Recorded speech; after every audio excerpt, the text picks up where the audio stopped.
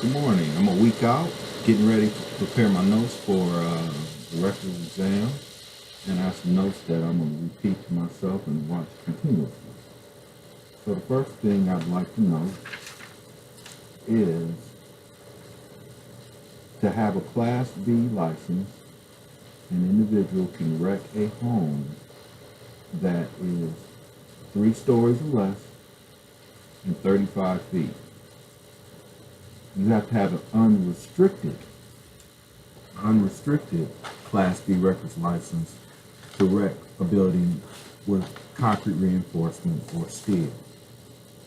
I want the unrestricted license, and that's what I'm going for. So, the steps in wrecking a house. The first thing always is that you have to verify that the house you have the correct address and that you have the correct location. There's several ways of doing that. You can do the Sanborn map, the Make Love land.com. And then you should always position the shower trailer near the front of the property, though not blocking the truck or the machine path. You put up red asbestos tape and asbestos sign and door hangers on either side of the house, across the street, and behind. You perform an interior inspection of the home to make sure that no one's inside. Remember that the greatest thing that can happen in a demolition project is loss of life, followed by hurting someone, followed by damaging a property, that we're not there to demo. Confirm that there's no active electric, water, or gas services connected to the houses, even though you're always supposed to call Miss Dig, and that should be stated. But the challenge with wrecking a house is that the contractor is always responsible for anything that happens. The owner generally puts that onus on there because we are the professionals, so that's important. And then wait for the building authority, field liaison, to arrive to watch the demolition process. We may not start without them unless they text us or email specifically saying that we can start without them. Documentation is always important in anything that we always do, for the simple fact that we're responsible, we're the professionals, we're the people that's contracted. So we hook up a 1.5-inch backflow preventer to the hydrant. Another thing about safety and the quality of work. And we use hose ramps made of oak planks when crossing the street. What the hose ramp does is allows that cars can go through without damaging the hose, and because we're not allowed to just block off the street and make the whole street a construction site. In fact, we should be as transparent as possible when we're there and looking out for the neighborhood. So we wet the house with 2 hoses for 5 to 15 minutes, depending on what the field liaison says. And we continue wetting through the entire demolition process and the load-off process, always taking care not to cause ponding or flooding or water runoff into the neighboring properties. We make sure the operator has a tieback suit on. That's the individual working the excavator, and respirators on commencing demolition. And I think the individual working should have a tieback suit on, also a respirator. And we start demolition of the house, always from the top down.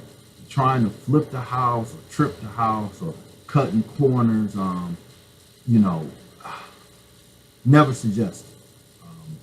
In addition, I'm of the proponent that, while the demolition process is the same, every location tends to be a little bit different. So that being said, they may even cause for some hand wrecking to be involved.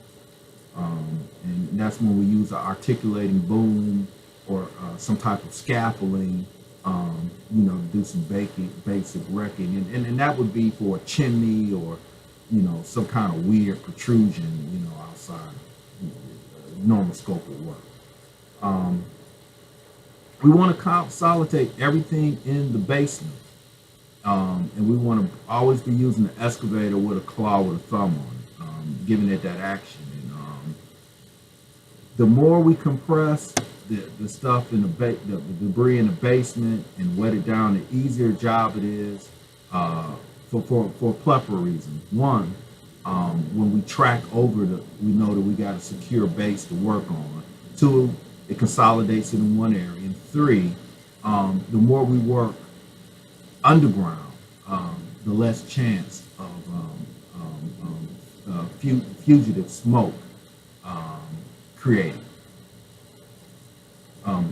Being as we're always watering down. So we track over the wood debris of the house and remove the trees smaller than 6 inches and less than 10 feet away from the house. Sheds, debris, garage, from the back of the lot, and track the debris piles to the house.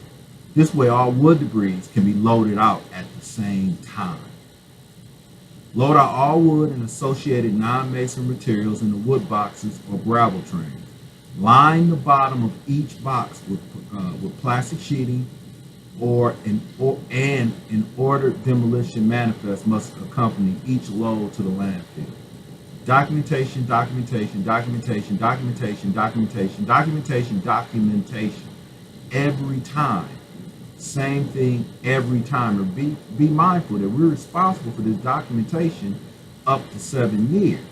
Used to be 4, but up to 7 years. We pull out any backyard driveways or patio slabs and consolidate it in the basement. We load out the basement walls and footings in the gravel trains or semis. Brick or asphalt must go to the landfill, it's hard fill. Clean concrete can go to the crusher. Clean concrete can go to the crusher. Locate the cap in the sewer.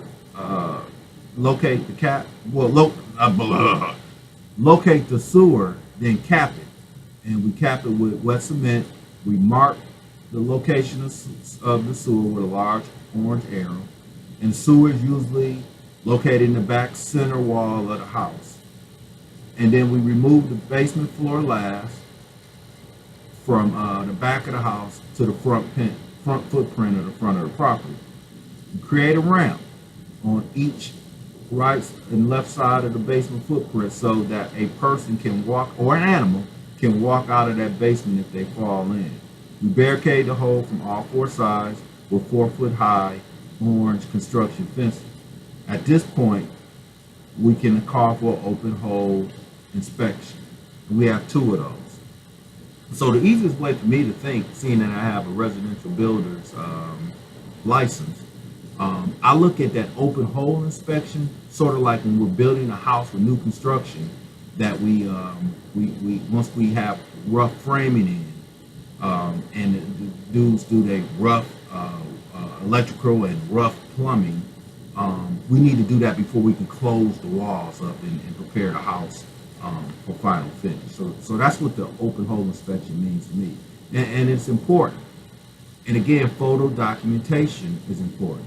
I believe this should be done in a fashion where everything should be before, during, and after, and it should be time-stamped, given in a method. And they use Salesforce, but given in a method where it can be time-stamped, because people can do all kind of things with computers, Photoshop and things of that nature.